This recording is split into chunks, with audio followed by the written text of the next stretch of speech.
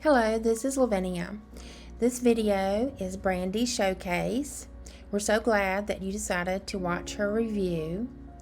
The purpose of these showcase reviews is to provide you with all the information I can so that you can determine if Brandy's offspring is an appropriate fit for your farm or herd.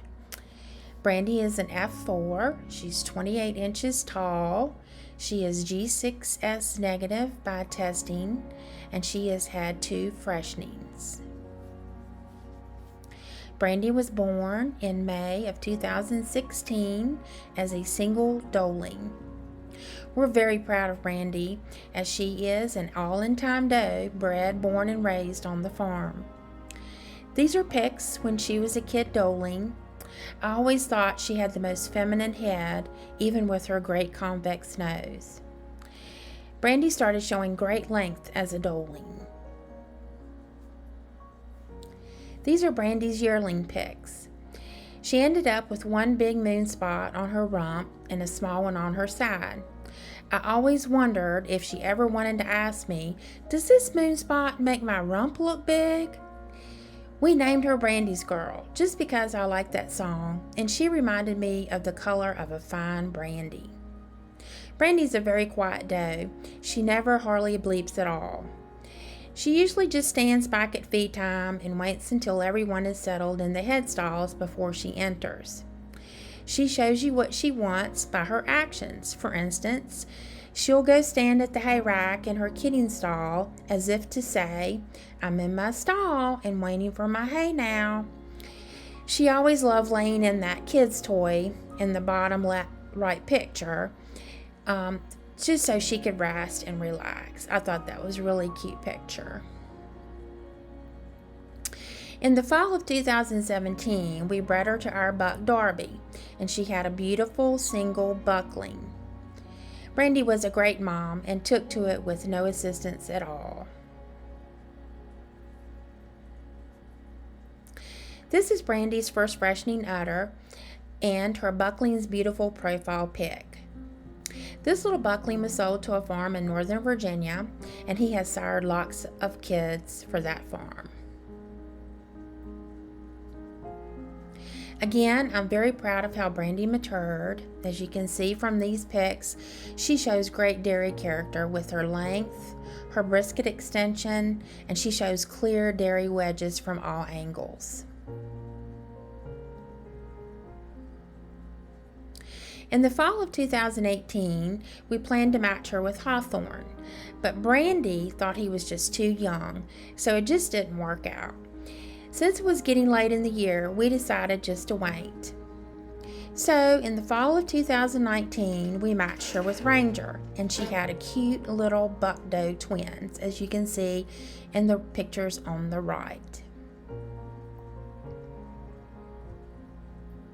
This is Brandy's second freshening udder, taken this year on a 12-hour field.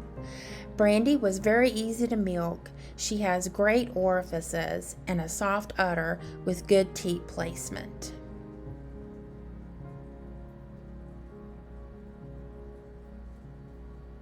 These are Brandy's registration papers to provide her lineage. In the following slides, you'll see pics of her dam and sire's information, along with pics of some others in Brandy's lineage. I have included web links in the description of this video on YouTube to Brandy's grandsire and dam on her paternal side.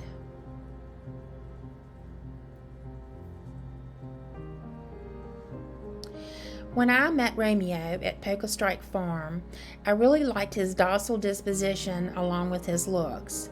So I decided I would like to match him up with one of our does that year.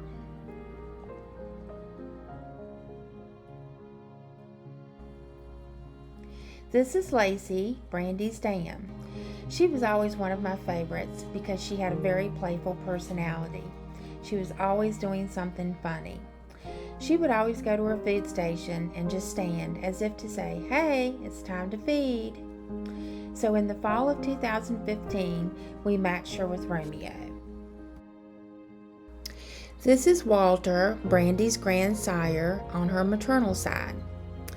I have asked Susan Selvage to talk to us about his history and lineage.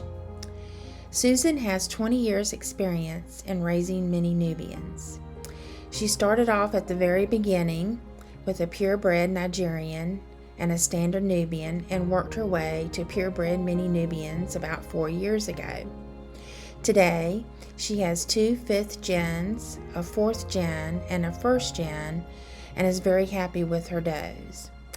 Last year was the first year she has not bred any does and has really missed kidding season this year. Okay, this is Susan from Whispering Pines Farm. Thank you. I've been asked to talk about Whispering Pines River's Walter. He was a 4th generation American mini Nubian and was chocolate with white moon spots. He was a really sweet boy. His mother, Winter's Moon Snowy River, was an excellent milker, as was his grandmother, Winter's Moon Snowflake. His father was Montebella's Domino. Both Domino and Snowflake were wildly black and white moon spotted. His maternal grandfather was Whispering Pines Kahlua, which is where the deep milk chocolate coloration originated, I believe.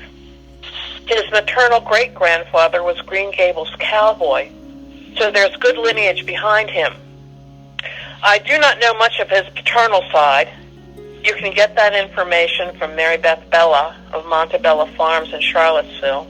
She's a good friend, and she would be happy to tell you anything you needed to know. I currently have 2 of his daughters and 1 of his granddaughters, but I've not bred any of them as yet, so I don't have any information on their milking capacity, but I assume it should be good as in his lineage. I'm glad Walter's genes are still out there, and best wishes to those who carry them ahead. Thank you so much, Susan. This information was invaluable for breeders new and old as well. Thank you, too. Next will be videos of Brandy's premiere on the Milkstand with a 12-hour field. We did not milk Brandy all the way out as she is nursing twins. We only milked enough so you can get an idea of her temperament, udder appearance, and performance. Brandy was easy to milk even though we never milk her. We were very pleased with her performance. It was calm and quiet as usual. I hope you find these videos very helpful.